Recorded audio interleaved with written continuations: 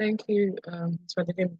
So our topic today is demystifying technology in legal practice, advanced application, and ethics. Our speakers for today are Ms. Pelumi Okeze and Mr. Mordecai Adejo. See here? Yes. So just permit me to use the next 2 minutes to read speaker's profile. Ms. Pelumi is a multifaceted professional with a strong background in law, management, and technology. She holds an LLB from the University of Lagos, was called to the bar in 2005 and earned a master's degree in management and consultancy from Manchester Metropolitan University, United Kingdom. She is a certified chartered company secretary, a training professional, a Microsoft Power Platform app maker associate, and a generative AI career essential graduate. With extensive experience in company secretarial, compliance, and risk management roles across banks and consulting firms, she co-founded Legal Cloud Services. A company develops innovative technologies solutions that integrate AI and automation to optimize legal governance, risk, and compliance processes. Ms. Pelumi's dedication lies in bridging the gap between technology and legal practice, empowering professionals to embrace modern solutions for efficiency. Please, a round of applause in the comment section for Ms. Pelumi. Thank you so much. That's a very interesting profile. Our next speaker is Mr. Mordecai Adejo.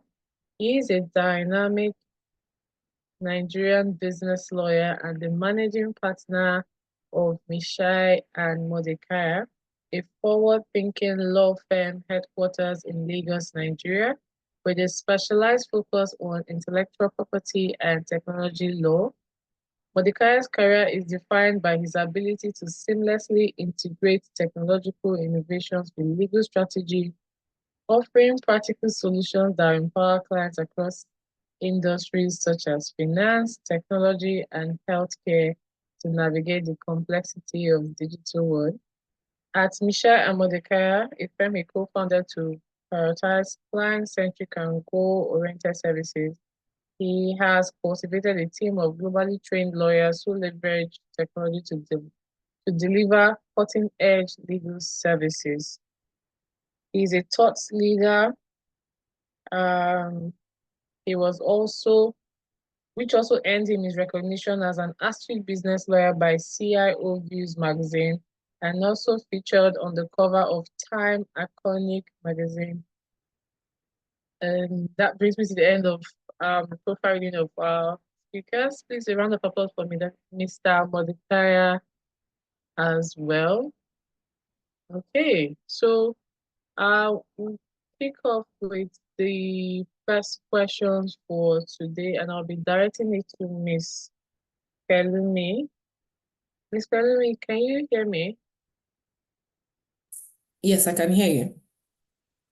Great. So my question to you, based on your profile, is in what ways has the incorporation of legal tech positively influenced your practice as an in-house counsel? And do you have any recommendation that MBA can incorporate to broaden the adoption of tech in the legal space? Okay, thank you. So for me, technology has always been a tool that helps make processes better, faster, and more efficient. And obviously, technology keeps developing. And right now, we're at the stage where we have AI. AI is like a major game changer. So at the initial stages of my career, we're talking things like Excel, using Excel more efficiently, using it to analyze data and all those kind of things. But now you have the ability to improve processes in a variety of ways. So making processes better, and then even delving into information in a way that ordinarily you would not have been able to do. So my advice for NBA would be to look at lawyers generally in legal practice would be to look at their processes, see where technology can come in and improve some of those processes, maybe things like filing of court processes. That would be the courts. I mean, it really has to do with embracing it. I think part of the challenges I've seen is the resistance to some of those things. So I would say if we can work on embracing some of these things a bit more, I mean, albeit cautiously, as much as you're comfortable with, but improving your processes. So that would be my advice. Thank you. Thank you very much, Miss Pelumi. Mr. Mordecai, are you here? Can see your video, please.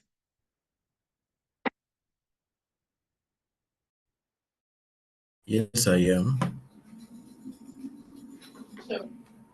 Okay, so my question to you, Mr. Mordecai, and looking at your profile, I just want to ask you, how can the legal profession in Nigeria effectively embrace technological disruption, particularly regarding the modalities for sitting and hearing of cases? I mean, if for anything, the takeaway we got from the pandemic and during the lockdown was that we really do need to infuse tech in our practice. So how can this be achieved in the Nigerian legal industry? Okay, thank you so much. It's a pleasure to be here. Like you said, the pandemic was a gift to the legal profession. You know that we are behind technology. We are very reserved. We hate change, and for that purpose, we don't want to move ahead. We don't want to move forward from anything. We want to do it the way it was done in 1800. And for that reason, the pandemic created a situation where we were either going to become useless or we had to move on, and that created a lot of things. You know, the pandemic created a lot of bizarre scenarios. I remember when we had to file processes, and our processes had to be quarantined, and then the processes had to be disinfected, and that was using literally pouring water on paper and then locking it up in a box for 7 days or 14 days, as the case may be. It was weird. Then the question comes in: why can't we do this? And when the case of, okay, how then do we hear our cases, and the issue of let's do virtual hearing, some people say it's not in the constitution, and it was a very interesting time. But then I think we've come out of that point, and unfortunately, a lot of us have gone back to where we were before. But thankfully, we have some form of um, innovations like electronic filing, which is done in Lagos, Rivers, and some other states. I think Abia State is also, as I'm aware, they are adopting it. And I've always been an advocate for an advocate for technology in our legal process for a lot of reasons. Number one, security. We've had cases where people file processes, they come to court, and then they see that somebody has gone to change what they filed. That would not happen when you're filing through electronic means. And we also have cases where people had to. I remember a time when I was in a case in 2018 thereabouts, and come to attend a court, to come to testify in a court matter in Nigeria here. And after coming to Nigeria, we got to court that morning and heard that the court was not sitting. And then we were adjourned for another 3 months. So you had to travel back to Ireland and then come back again, another 3 months. That was not an easy thing. So, but then with everything that's happening now, there's that drift towards it. And for a lot of people, we think that technology is really difficult. I think every one of us is using technology already. We're all on Facebook, we're all on X, we're all on LinkedIn, we are all using WhatsApp to communicate. But then it seems where we draw the line is when it comes to doing our official business with those platforms. Now, I know that I have limited time, but I would add that we can start by using what we have. For example, we started having some form of electronic filing Although the electronic filing is such that after filing electronically, you still have to print and then take the hard copy to start the normal process of filing. But then we're still making progress because in that case, it means that at least the security of the documents that are being filed, since everyone has access to the soft copy file, you cannot change it anymore. And then in aspect, are we in case of virtual hearing, some courts are now, although you still have to specially apply for it, which is the proper thing to do for the court to allow. But then maybe as we are going to see later in the discussion, there are some challenges, but it's a good thing that we are thinking in this direction. We hope that more and more courts will join the party, and then we'll have more digitalization in our system. Thank you. Thank you. Okay, thank you so much, Mr. Mordecai, for that. And I do agree with you. I mean, we have to be flexible enough to evolve as we get left behind in the legal practice. So my next question to you, flip from what you said, are there any ethical concern in relation to adoption or the use of technology in legal practice that you are aware of? Yes, there are lots of them. Let me start. First of all, is the question of confidentiality and data security. I understand that the court is an open place, but then there are some kinds of proceedings where you the confidentiality is required. For example, in matters involving under the Child Rights Act, for example, those kind of matters are not matters that are to be heard in open court. And then if we start doing virtual hearing in those kind of matters, we're going to have security and confidentiality issues. Who has access to the link? Who's able to access um, access the proceedings? And then we also have the issue of competence in the use of technology, because if the technology is there but we don't have competent people to use it, and our lawyers are not competent, court administrators and judges are not competent, then we have we have a problem. Another challenge is access to infrastructure. Yes, I'm in Lagos right now and I have good internet, but then there are some places that you go to and then you can't even have E at all. We're in 4G now. We're using 4G in most of the cities, but then you can't even get 3G or 2G or even Edge. And because of that, it's difficult to then use those. And even where there's internet connectivity, we still have the issue of power. The government has pulled out subsidy, and electricity has become very, very very expensive, that some of the courts do not have enough budget to accommodate it. And then I can tell you, I've been to some courts around the country where electricity is not even connected to the courthouse. So in those kind of places, we have those issues. Another thing is, like I said before, privacy during virtual hearings, and then integrity of evidence and proceedings. We are in the era of deepfake now. Deepfake has become a thing where AI can do.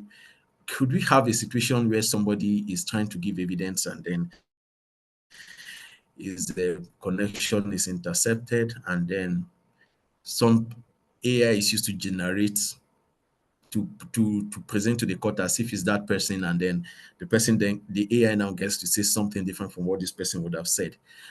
It is possible because the technology abounds to do that now.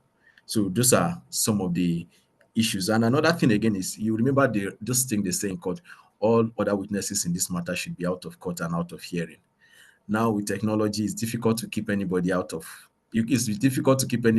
hearing, and then those kind of things can mean that people can then sit down and the other witness has not heard what this first witness said, will no longer be there for a lot of people again. So those are some of the issues, but not minding those issues. They still I still believe I am a big proponent of adopting technology in the use of all of this, because despite that, there are security measures that can be taken to make sure that these issues do not happen. And with proper training, I believe that anybody who can pass law school can very well use technology. That I believe. And so I believe that not minding the issues, we still have what it takes to thrive in that area. Thank you so much. So in summary, all hands must be on deck to ensure that we have like a smooth integration into the legal practice. So now over to Ms. Pelumi, because Mordecai has been making so much emphasis on court, and I'm not really a court person as well. So my question is, are there tools available for managing virtual proceeding? Because as in-house counsel, I do understand that at some point you may have to appear either representing your company or just listening in on a matter that involves your company. So are there innovative tools that are available out there, and what challenges do they pose to to legal professionals, if any? I think from what Mordecai said, there are virtual courts tools. I do not know which ones in particular they use, but obviously, it will be things like what we're using right now. Essentially, the functionality of what we're using right now. So video meeting tools. And like he said, there are some ways to make sure that it's more secure, and ensure that only the people who are supposed to be there are there within reason. So for me, the virtual tools that are available right now in the courts, I do not know the specific ones they use. Maybe Mordecai can speak better to that. But yeah, so yeah, for me, I don't know which ones they use, but I was going to speak to the ethical issues that he was talking about, data. Okay, please go Security. ahead. Please go ahead. All right. So Yes, data please. security was what he mentioned, one of the things he mentioned, and I think that's a major one.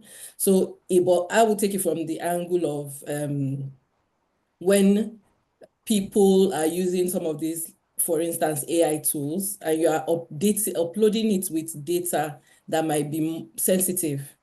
So I think that would be an ethical challenge, because if you are using something like an open AI, for instance, and you are uploading sensitive documents, you might be exposing things that you have no right to expose on the one hand. So that's from that angle. Then there's also the challenge of over-relying on these tools. And then, for instance, I heard of a story of a law firm, not in Nigeria, that had used the case law that did not exist. Yeah, so he was using a case, he was referencing a case that did not exist, because obviously AI has this issue of hallucinating sometimes. So it can help you make up something, essentially. So those are the kind of challenges. So whatever you're doing, you have to make sure that you are fully in control of the situation. So those are what I wanted to add to what he said about ethical considerations. Yeah. But yes, definitely Okay, the thank you. yeah. It's just making sure But that you you like safeguards. yeah, but you do have, I think you have a legal app. Is that something that you think the bar or MBA can actually consider in terms of encouraging lawyers to embrace technology? Sorry, can you ask that question again?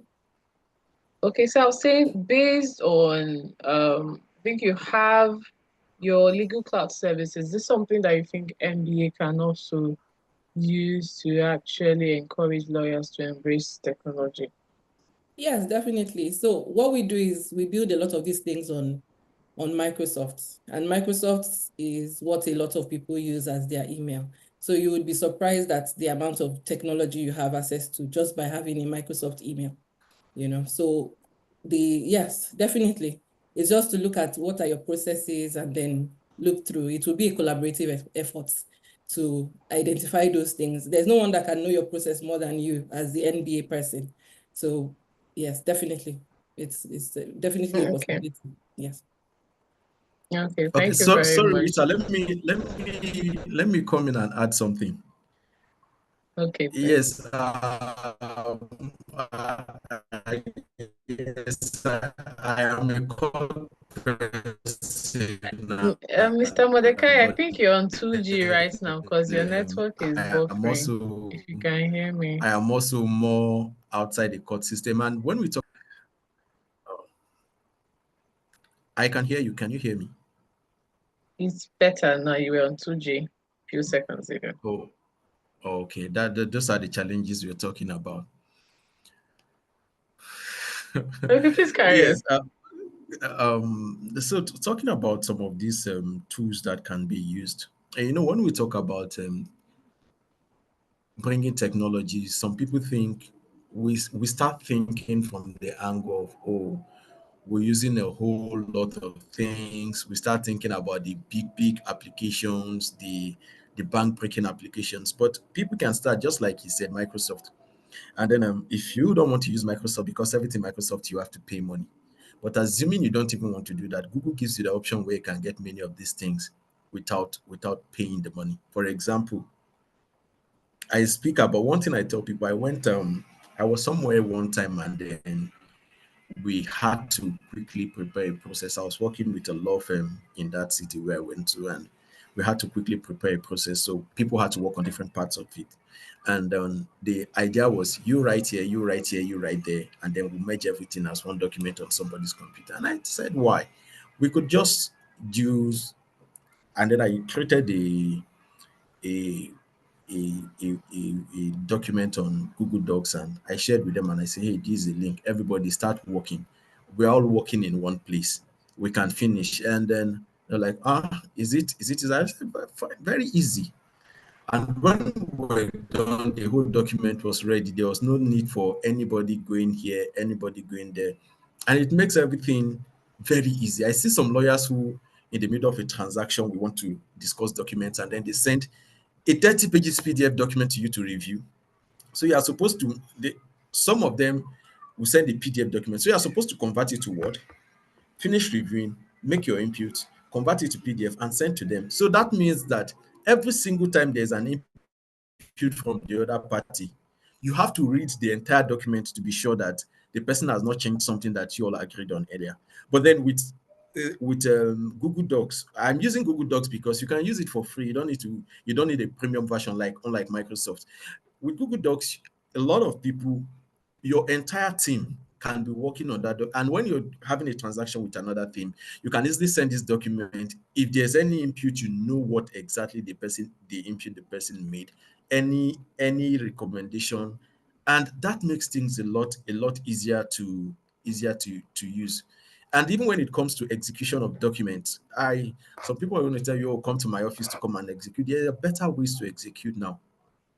There are I personally, I am not advertising for them, but the other platforms. We use Google Docs in my office, and then with that, for a lot of clients, they don't need to leave their home to sign any documents. Maybe for land documents where they will ask you that they want wet ink, you might require them. But for other transactions, you can get them to sign, and there's so much security with that signing. For example, when you sign it, when you impute it, it locks the document, meaning it can no longer be edited. And then people can sign. When anybody signs, this one signs, that one signs, then the transaction is closed. It sends as many copies to the people that you've stated for it to send copies to. And in that case, you do not have a case of what is the contract. So we have a lot of these platforms that can be used. So the little things that we have, we can start from there before even going for the big things that are going to cost money. Thank you. Thank you so much, Mr. Mordecai. So just to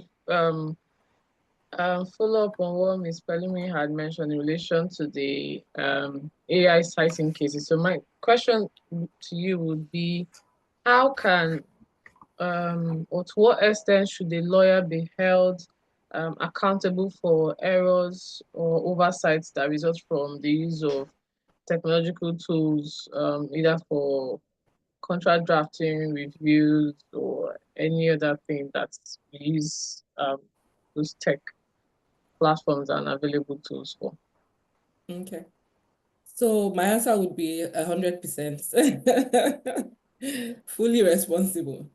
Because as it's a tool, I agree. you cannot blame it. It's fully a tool. It just helps you make it faster. So perhaps what you would have had to take days to do would take a shorter time. Maybe it would, instead of 5 days, it would take you a day.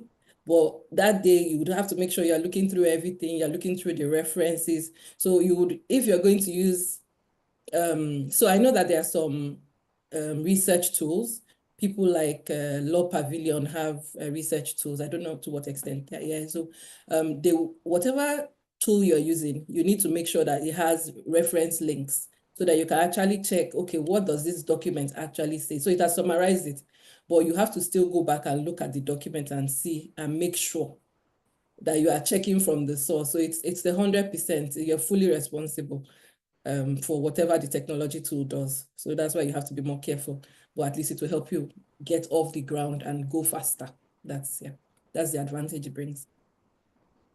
Okay, Mr. Mordecai, do you have anything to add to that? Or Yeah, take it to a the few next months one? ago, I was writing a brief, and I wanted to make an argument, but I was not coming across authority. So of course, we use AI sometimes too. And then I tried, and it brought out very beautiful arguments and cited very and cited authorities with the citation up to the paragraphs in the law report, some in Law Pavilion, some in All Federation Weekly Report, some in Nigeria Weekly Report. And then I decided, okay, let me check out these cases.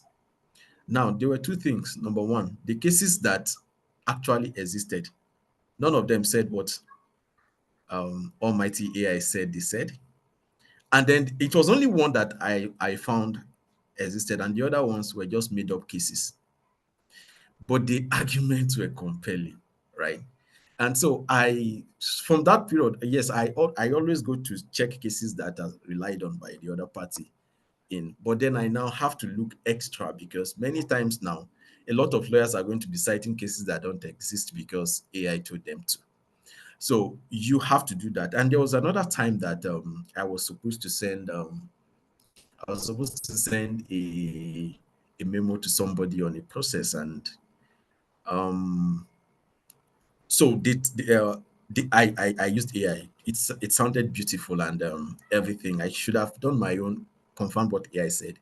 But then, unknown to me, some of the information there were incorrect because I did not cross check, and because I was busy at that time, I just sent it like that, and we lost the brief because our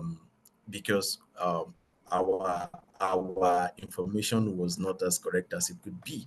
So since that time, AI is no more my friend, right? So I can use it, but whatever it tells me, I have to go and double check. So for that purpose, I believe that any lawyer who uses AI and gets it wrong should be held 100% responsible. And that is because if we don't hold the lawyers responsible, then nobody takes responsibility because we can't call AI to come and take responsibility. So lawyers are also supposed to conduct their own double check, have a two-factor authentication for whatever information they get from AI. And then another thing I tell people is that the fact that AI is here doesn't mean we are going to stop reading books, doesn't mean we are going to stop reading law reports, right? So we are still going to have to read. That AI can make a summary for you doesn't mean you are not going to read the book, or that AI can summarize a case for you doesn't mean you are not going to read the case to see what my lords decided in that case. So I agree that with Pelumi that it should be 100% responsibility for anybody who is found doing that. In fact, a very big hammer should come on people like that do that. I think the hammer will start with you first for admitting this at the SLP event. But Miss Lydia just stated in the comment section, she says slavish adherence to AI has its consequences. Thanks, Mr. Mordecai, and I do agree. Um, so just to inform members again that if you have questions, you can put them in the comment section. If you have comments, you can also put them and I'll read it while the presentation is ongoing. So what role does data analytics play in shaping litigation strategy and also enhancing clients counseling? Mr. Modekaya Please, can or you come Ms. with the question Pelumi. again? Okay, what role does data analytics play in shaping litigation strategies and enhancing of clients' counseling? Okay, I guess that will fall on me as a courtroom person here. Yeah, yes, data analytics is something that we do, and for every lawyer that knows, we know that when your matter is assigned to any court, you want to find out how does this judge, what is this, how does this judge approach matters, how do they how do they do this, how do they handle this kind of matters, what is their approach, what is their demeanor like, how do you, what's the best way to address them. You don't just go the same way. You ask these questions from.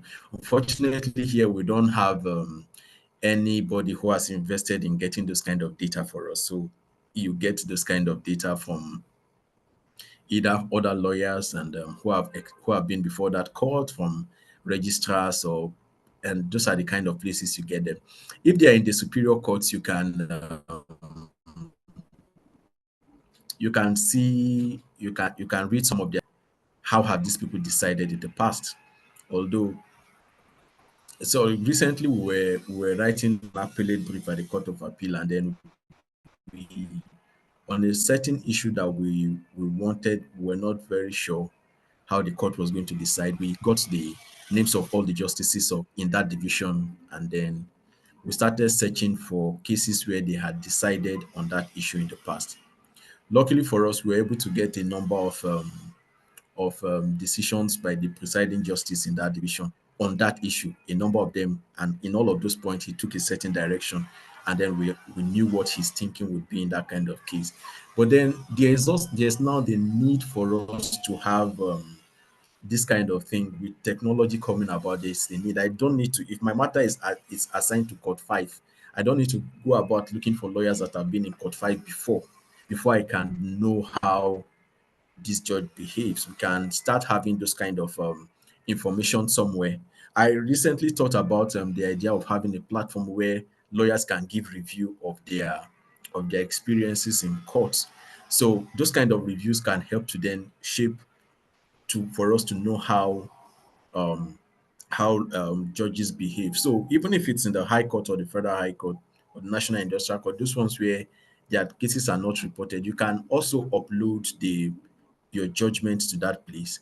So they we ca- it can then be analyzed, and when it is analyzed, people can see what decision on this kind of issues. This is how this judge ruled. This is how this judge rules. So if we see a consistent pattern in how this judge has ruled, then you can understand that okay, this is how he might rule in the future. And then we can also use that as a means to know which judge is actually following the precedent laid down by the Supreme Court and the Court of Appeal, and then which judges are actually going rogue, and then just dishing out these things and having an inconsistent approach. So if tomorrow we see somebody in the High Court who has given 10 judgments on an issue, and then he's not consistent in his approach, he's just swinging without any good reason, we can then say no, we don't want those kind of people in the Court of Appeal because they are going to confuse our laws more, and we don't want those kind of people in the Supreme Court. Now we need those kind of data, but then somebody has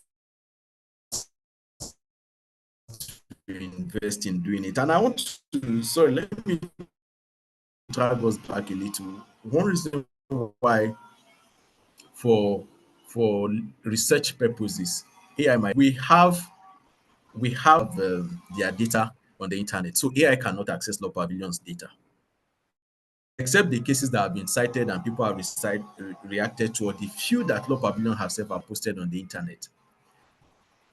AI cannot access Law Pavilion to analyze the data there.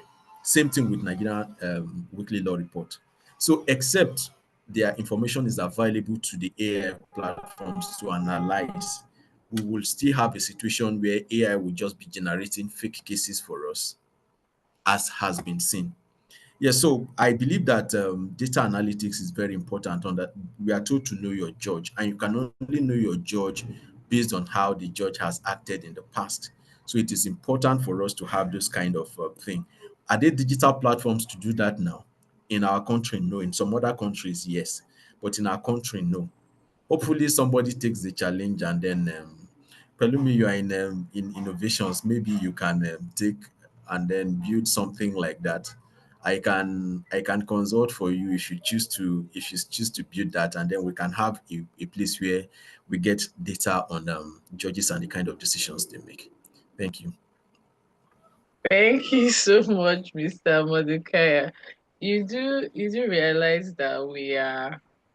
I mean, you should have texted Pelumi to get her feedback based on your proposal. But my final question, and I think okay, yeah, we have a comment from Mr. Patrick. So he says, I quite agree with speakers. I think critical thinking and cross-referencing will be key for lawyers using AI tools due to the risk of hallucination.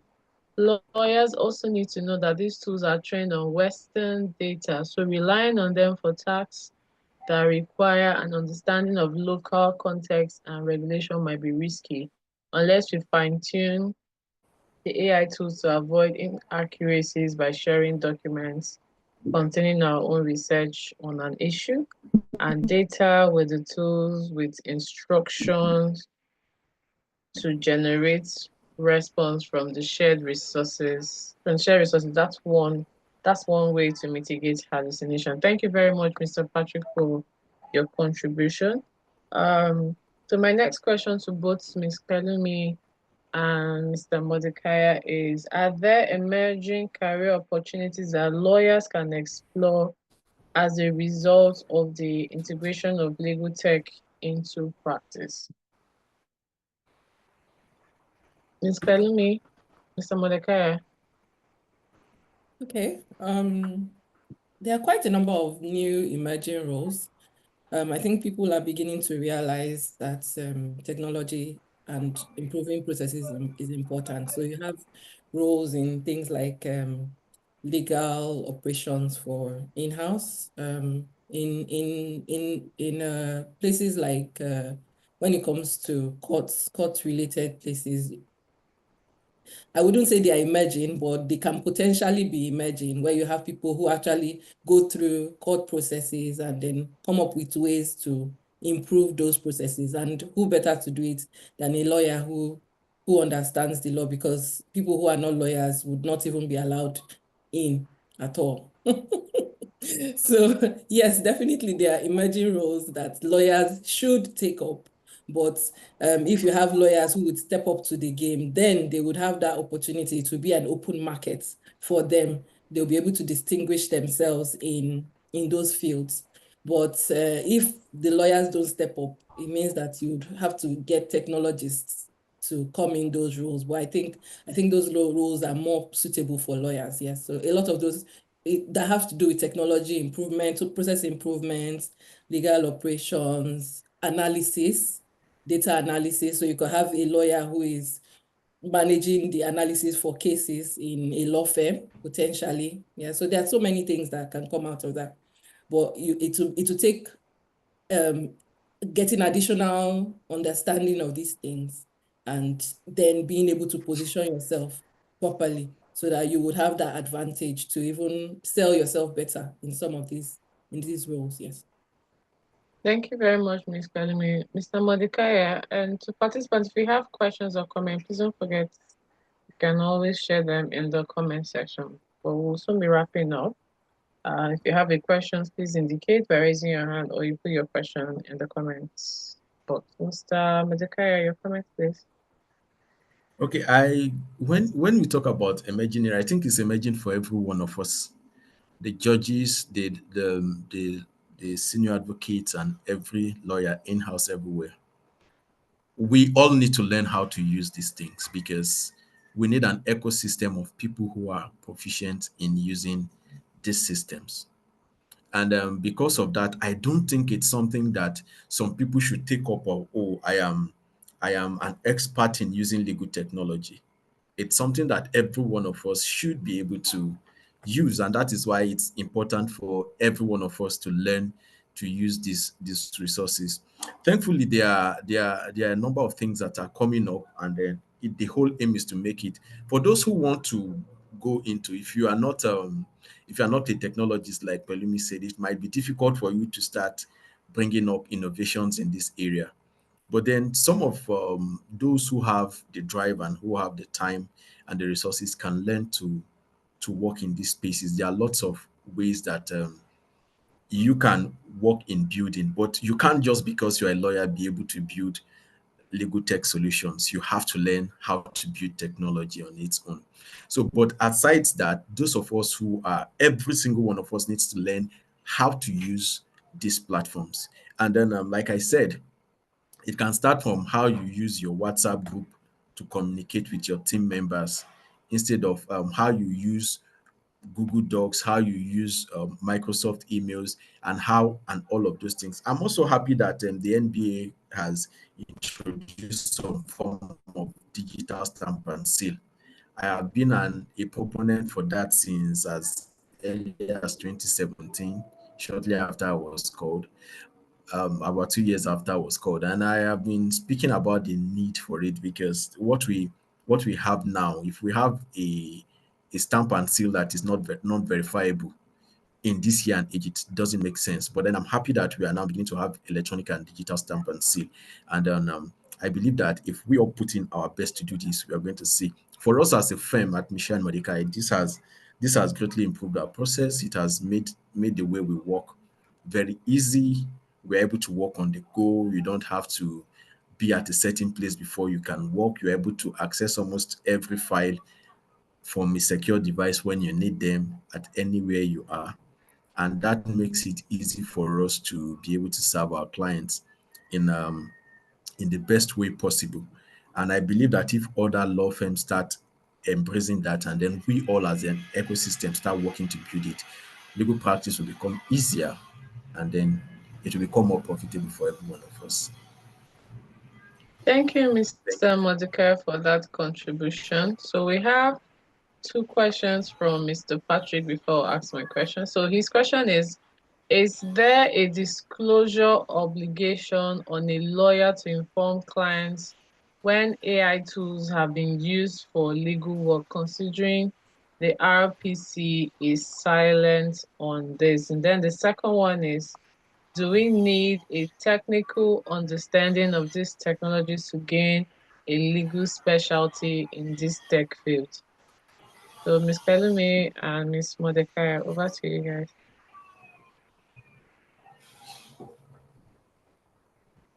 Okay, so for the question on gaining so the question, I wanted to get the question again. The second question on whether we The need second question is, do we need a technical understanding of these technologies to gain a legal specialty in these tech fields? a legal specialty, like, okay, so there are different, there's a legal specialty in legal technology that focuses on the legal aspects. Yeah, I know there's a master's degree on that line. So it all focuses on the master's aspect, on the legal aspect to these tools, but also tries to dive a bit into the technology aspects. So yeah, you can, I think I need to mention that there's something called low-code tools. It's not as impossible as you would think. And some of these things, even with AI, is even simpler. So some of these things are not as difficult as the average person thinks it will be. It just takes being open-minded to these tools. They're not impossible to learn, is what I'm trying to say. And yeah, so it really is just about opening your mind to the possibilities that you can actually get these things done. It's not impossible. Yeah. And then on the first question on whether, trying to get that again. Disclosure. It was on disclosure. Do we need to disclose to Disclosure clients that we, obligations. yeah. I guess it depends. Disclosing to clients that you're using AI tools, like I said, the responsibility is 100% on you. So as you use the tool, it's just like using computer as far as I'm concerned, using technology. It depends on the context. Obviously, anything you're going to recommend, even though you use AI tools, it shouldn't be AI that is generating it. And then in the context might now determine whether how much disclosure you're making on your use of tools. I guess in some scenarios you might want to disclose that, but in some scenarios I don't see it being a challenge. You did the work, you use the AI tools. If the client wants to know that, it's not a secret. So I guess it will depend on if there are laws around that, whatever regulations come into place, that will then guide how much disclosure you make on that subject. Yeah. Thank you very much, Mr. Mordecai. All right. Thank you, Rita, and thank you, Pelumi, for that contribution. On the issue of disclosure obligation, I align with Pelumi. It depends. So, for example, if you are using let's say this, it depends on if you are going to be if the AI is going to be processing your client's personal data, then there's a need for disclosure. So, for example, but then if you just want to check, oh, what is the latest regulation on this thing, and then AI tells you you don't need to disclose that.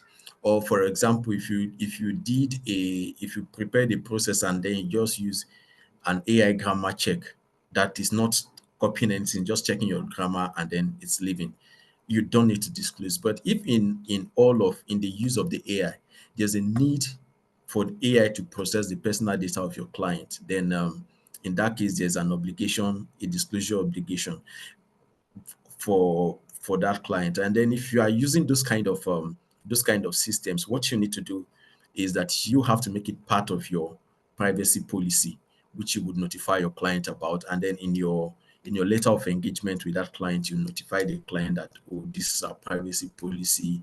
In doing your work, we might have to do this, and then notify them prior to the engagement. That will be proper disclosure. So the rule is, if it's just for your own information purpose to help with the client's case, you don't need to. But if the AI is going to be processing your client's personal data or personally identifiable information, then you have to notify the client on the basis of data protection rules and regulations. That's my take on the first question. On the second question, I think Pelumi is the authority on that, and then she has spoken, so I'll align myself with her thought on that. Thank you. Thank you so much, Miss Pelumi, and thank you, Mordecai.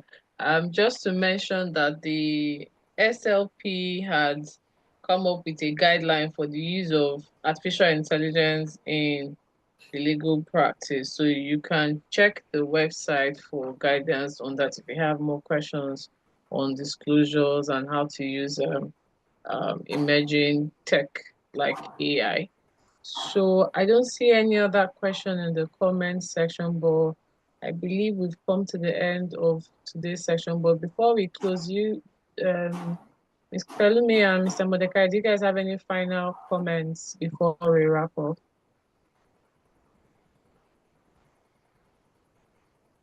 Okay, so from me, I'll just say that technology, unfortunately, is not going anywhere, and it keeps advancing. So I think it's important that we are prepared to to to work in a world that has advanced this much. So it really is not going to be sustainable to avoid. You can't avoid it. That's what I'm trying to say.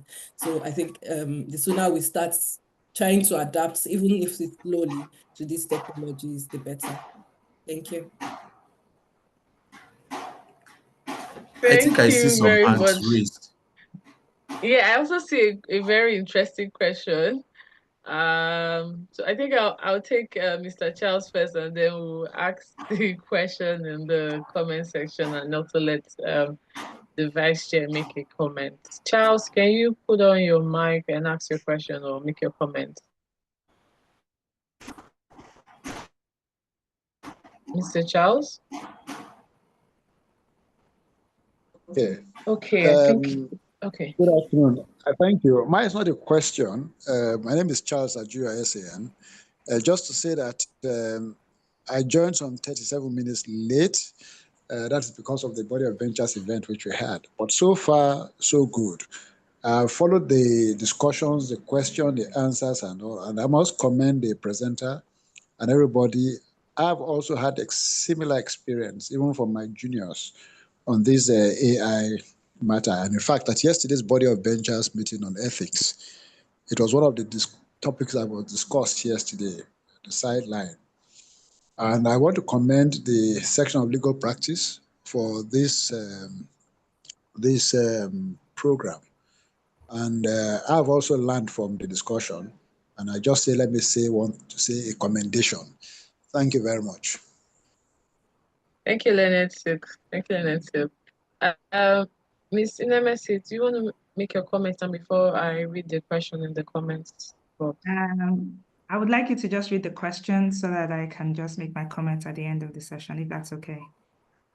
Okay, that's fine. Thank you. So the question by Mr. Ibrahim is, please, what's the Nigerian position on IP over AI works? I'm smiling because IP is my area of practice and AI has been like the latest conversation for us over the last 1 year. I think based on my record, we have over 48 AI cases ongoing globally, none from Nigeria, but more of the cases from the US. So I would like presenters. I'm not the speaker today, I'm moderating, so I'll reserve my comment, and if I need to make a comment, but I will. For Mr. Mordecai and Ms. Pelumiji, what are your comments on the question? Mordecai? Okay. Thank you, Ibrahim, for that question. Well, I know why Rita smiled so broadly, because it's a question that we all are still trying to find answers on. Now, on what is the Nigerian position? In Nigeria, we do not have, no legislation has addressed that issue. There's no policy that has addressed that issue by any in charge of IP-related issues, to my knowledge. And also, no court has made a pronouncement on that issue. So I can say that in Nigeria, we do not know what an official position is on that. So until either the Copyright Act or the Patent and Designs Act, or maybe the Trademark Act is amended to cover any of those things, or maybe another law is made, or maybe any of the regulatory bodies provides a kind of policy direction on it, or when a court makes a decision, that's when we can then say that this is the official position. For now, it's going to be whatever position that is there is going to be the position of academics, professionals, and practitioners like us, which does not have the force of law yet, but just what we think. Now, considering even the cases that are going on globally too, we still have a lot of, we're not sure yet. And that is why I'm happy that Rita is following the cases, and I'm following her to give us updates when those cases are decided.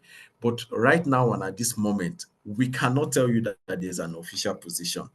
And I don't want to, because of the platform where I have my own position on some of these issues, but I would not be saying it now. So some people don't take away my position as some kind of official position on it.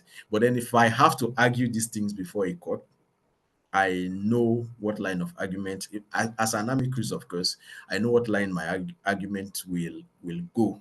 Because if I'm arguing for the party, for any of the parties, I'll argue in line with the party's interest.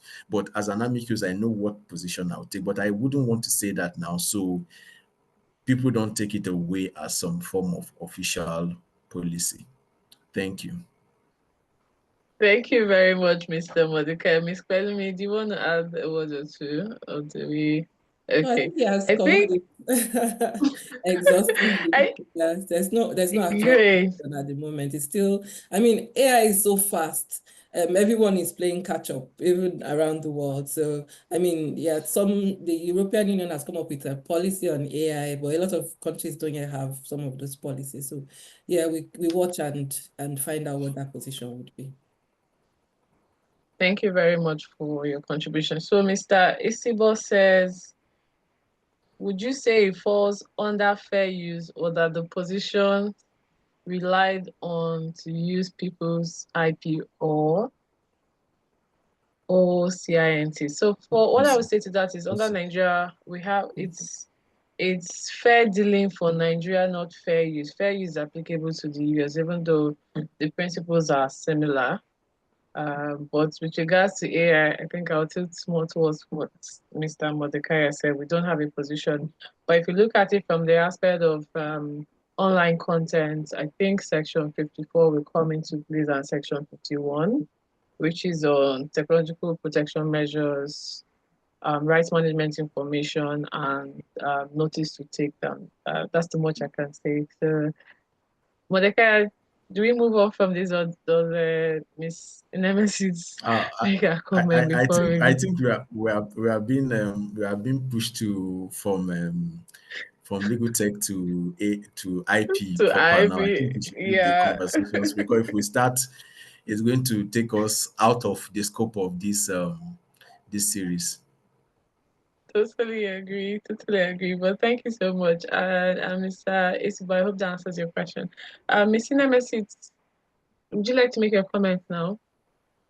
Yes. So I would first of all want to say thank you very much to the speakers and to you, Rita, and to all of us who have taken out time to attend this.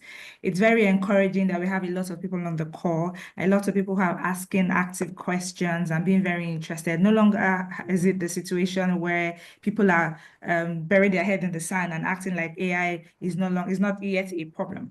The comments I wanted to make, we're going to touch on a few things that have been mentioned during this call.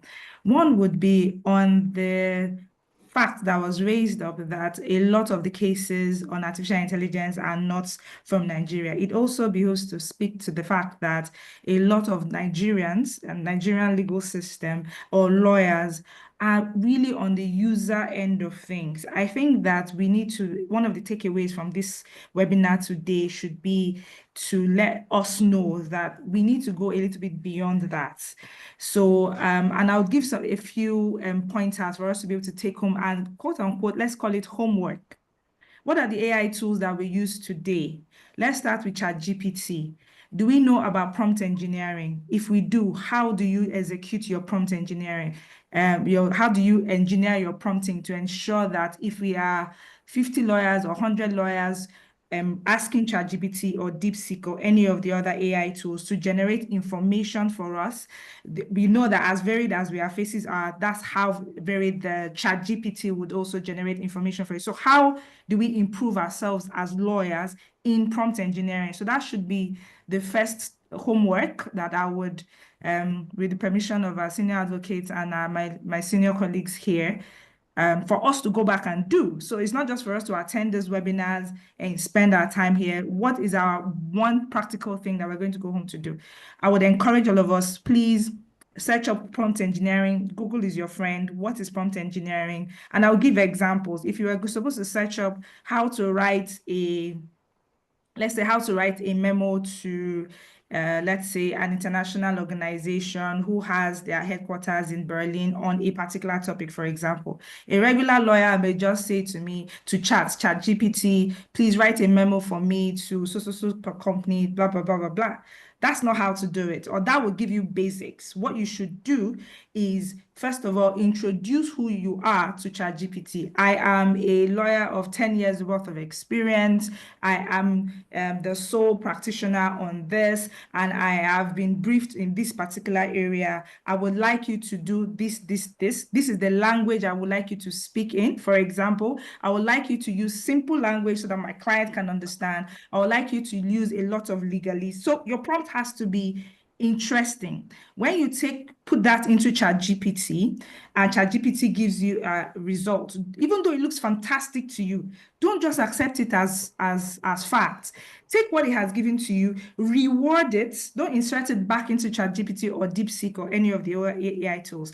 Reward it and then put it back into it. I said, ChatGPT, this is my proposed letter to a company on this, and this. Remember who I am this, and this. Can you please refine, redraft these prompts to suit the purpose that I'm asking for? It would now be working on its own initial prompts.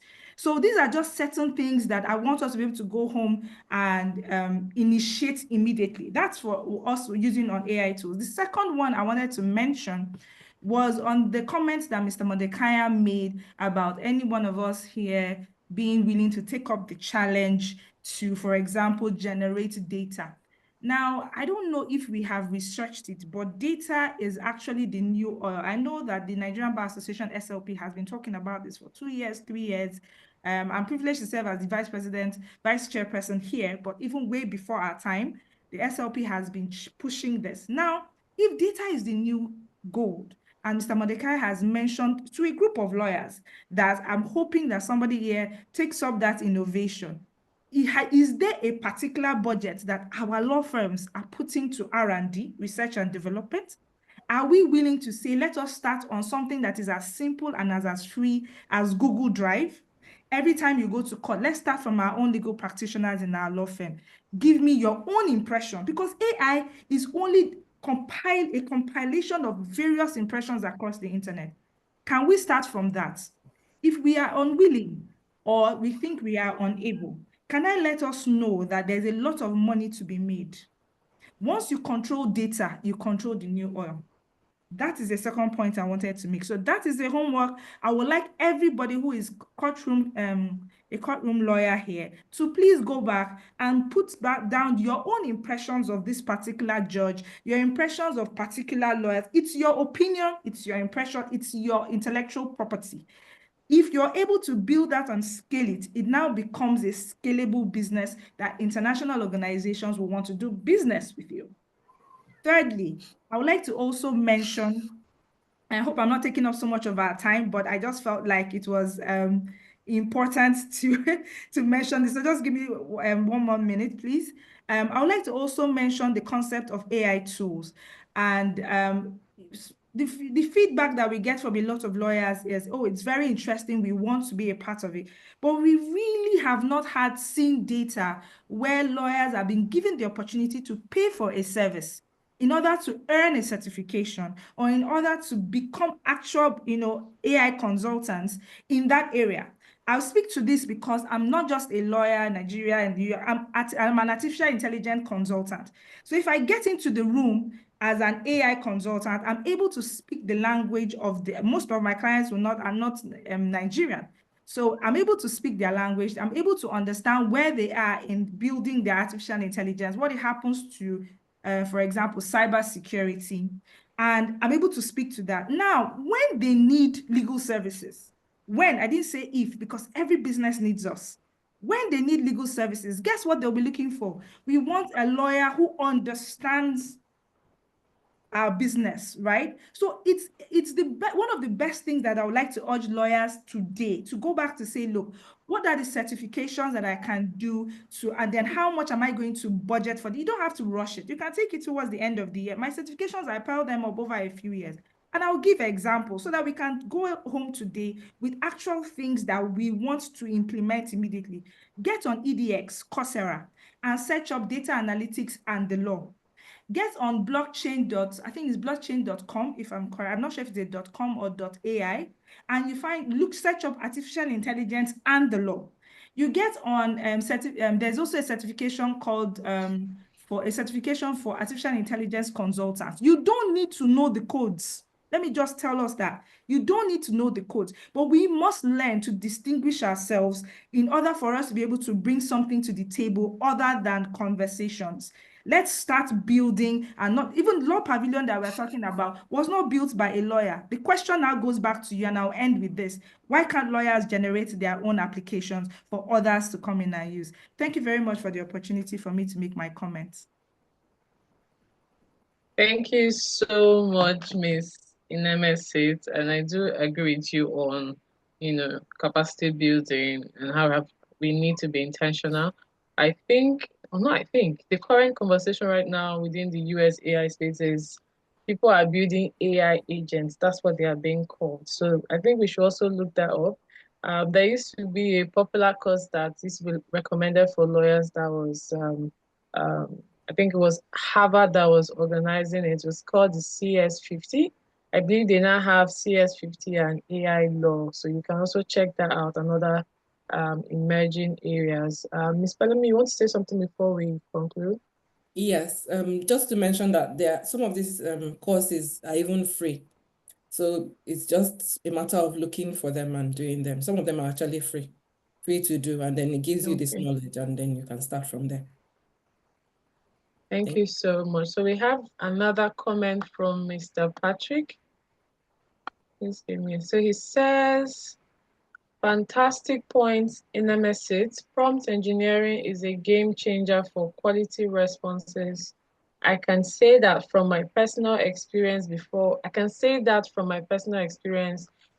I teach it. Unfortunately, it's a little technical for lawyers. Maybe the SBL can look into a future webinar on this. I mean, this is SLP, but SLP and SBL, I'm sure we'll be happy to collaborate on a joint session on that. So we've come to the end of our session for today. Just a quick reminder that our conference for this year is taking place in Jos Plateau State. The theme for this year is Uncommon Challenges in a Rapidly Changing Legal Environment. So you're going to have more of these sessions and conversations at the conference. I hope you've registered. And if you have not registered, please check your email for details on how to register. I did see that we had, well, I think she's there, but we want to say a big thank you to Mrs. Funke Adekoya, who joined us in LNSC. I also want to say thank you to Ms. Fadekemi Otun for joining us. Say thank you to the LNSC, Mr. Charles, and every other person who joined today's. Mrs. Fadekemi, do you want to say something? I'm actually here, the chairman of section on legal practice. Unfortunately, I've been in transit and my timing is slightly different from the Nigerian time, but I'm glad I was able to catch the tail end of this very informative webinar and to say thank you for moderating so efficiently, and also to our distinguished speakers, and to join you in inviting our participants to come to the beautiful city of Jos for our conference. It's going to be absolutely amazing. Lots of fresh fruits, lots to eat, lots of entertainment. And of course, from the learning side as well, we're going to have some amazing sessions. So I look forward to seeing you all in Jos, and sending my thanks and well wishes from not so sunny London. Yeah. Thank you. I know you know we all. Thank you so much, Ma. Thank you so much for joining in, and have a good have a good afternoon, everyone. Thank you, and please, we look forward to seeing you at the next session, and also in Jos. Thank you for joining us again. Thank you, Pelumi. Thank you, Monica. Thank you, Secretariat. Bye, everyone. Bye. Bye. Bye. Bye.